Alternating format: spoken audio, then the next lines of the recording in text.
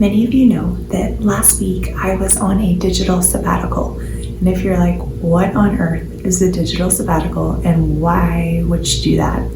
Be sure to check out last week's video right up here because I had that one auto-posted while I had all of my devices turned off.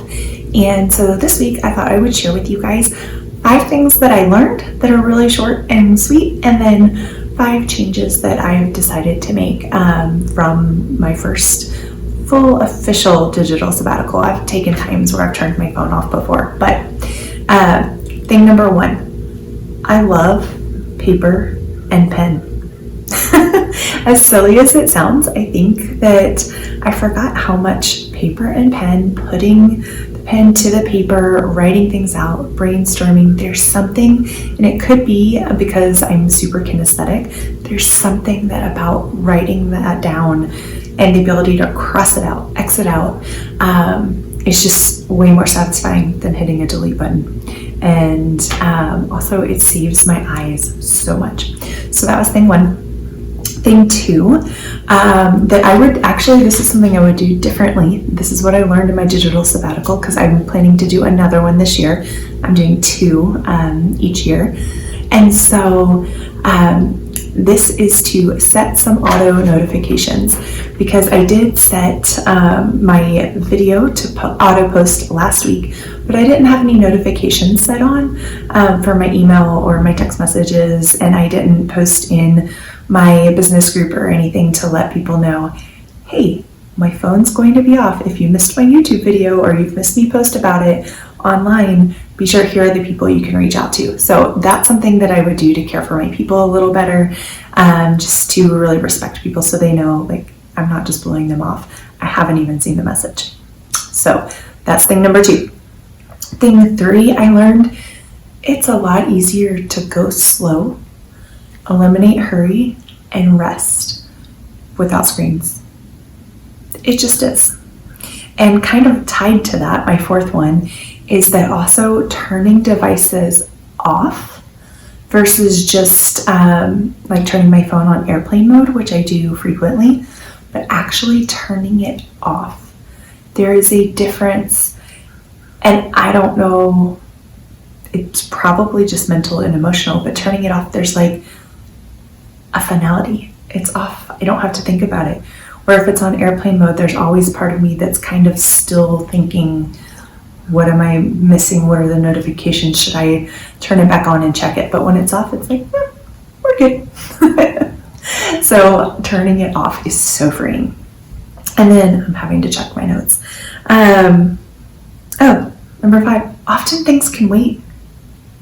You know, I think in today's world where we're a microwave society, we're a microwave culture, and we want everything now, and we expect people to respond to us immediately, and if they don't, then it's some sign of disrespect, or they don't care, or I don't even know, but we have this urgency, and it has to be done now, it has to be done now, it has to be done now, I have to reply to that text message, I have to reply to that message, I need to look, I can't miss out, what's going to happen, and depending on when you're watching this video, you may or may not know some big events happened last week while my phone was off. And I found out about them, not in the digital, I was going to say digital verse, in the digital universe, I guess, but tangibly through people. And I think that has impacted how I've even processed it versus reading things on screens or finding out through other people's opinions on things. And so just knowing that you're not going to miss big life events. The things that need to get taken care of will be taken care of. And a lot of other things that we view as urgent and necessary, and the now and the FOMO, the fear of missing out of something, like those things can wait. And you'll get caught up when you come back. And I was surprised how quickly I got caught up. And some of that was because I did some preparation ahead of time, but some of it too is just urgent things during the day. And that's what I think made it so much easier to rest and to slow, was because I didn't have email that I felt like I had to get to, or, notifications popping up, whatever they may be. Other people's priorities didn't become my priorities just because they happened to pop up on my screen. And so that was incredibly freeing, just to take a week of that and be like, oh, breathe. So after processing just all of those things and taking that time to rest, I have come to the conclusion I will definitely be doing my second digital sabbatical later this year, and then plan to repeat those rhythms. But I also have a few changes that I want to implement on a regular basis, a little bit more frequently than just 2 sabbaticals a year. The first one is I plan to turn my phone and devices off every week for Sabbath. So in the season of life, we're taking our Sabbath on Saturday evenings to Sunday evenings. And so Saturday night, turning that phone off. Clearly, because we're still in a world where church is virtual right now, we will turn on our computer for church, of course, but turning off my phone, putting it away, and just knowing every week I get that 24 hours to rest, and my priority to be Jesus and not anybody else's voice that day. Thing 2, I've set my phone to grayscale, and I didn't even know this was a thing. I learned this from John Mark Comer in The Ruthless Elimination of Hurry, which I finished while I was sabbaticaling. Is that a verb? Probably not, but we're going to go with it. Last week I finished that, and he talked about setting his phone to grayscale. Who knew? You have to go into settings. There's a way to do it for your side button. Just Google it. It'll come up. But now I just triple hit my side button and it takes out all the colors. It's a color filter. It's grayscale. And let me tell you how less exciting it is to look at your phone in grayscale, and how much easier it is to disconnect from feeling like you are staring at reality, and almost this addictive nature to seeing what's next, and you have to know what's next because it feels so real, to when it's in grayscale, being able to look at it and for what it is and be like, oh, okay, that's just information. It's black and white. I can, close out of that app instead of going from app to app to app from text message and feeling like this draw. Colors are really influential in psychology.